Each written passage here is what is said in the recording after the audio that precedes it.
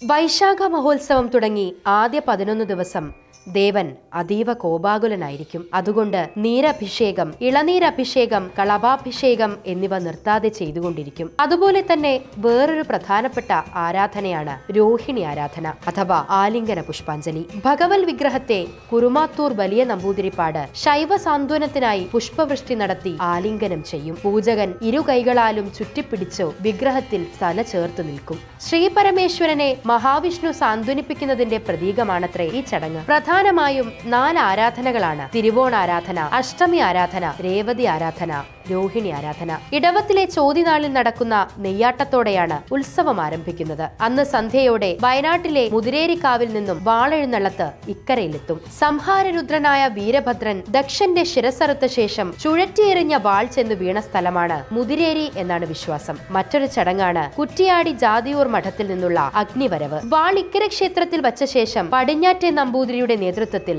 അഗ്നി അക്കരെ ക്ഷേത്രത്തിലേക്ക് കൊണ്ടുപോകും. അതിനുശേഷം അക്കരെ ക്ഷേത്രത്തിൽ 5 കർമ്മികൾ ചേർന്ന് പാതി പുണ്യാഹം കഴിച്ച് ചോതിവിളക്ക് തെളിയിക്കുന്നു. 3 മൺതാലങ്ങളിൽ നെയ്യൊഴിച്ചാണ് ചോതിവിളക്ക് ഒരുക്കുന്നത്. ഇതിനു വേണ്ട വിളക്കുതിരി കൂത്തുപറമ്പിൽ നിന്നാണ് കൊണ്ടുവരുന്നത്. ഈ ചടങ്ങു കഴിഞ്ഞാൽ നാളം തുറക്കൽ എന്ന ചടങ്ങാണ് നടത്താറുള്ളത്. കഴിഞ്ഞ വർഷത്തെ ഉത്സവത്തിന്റെ അവസാനം ഭഗവാന്റെ വിഗ്രഹത്തെ പൊതിഞ്ഞുള്ള അഷ്ടബന്ധം നീക്കം ചെയ്യുന്നതാണ് ഈ ചടങ്ങ്.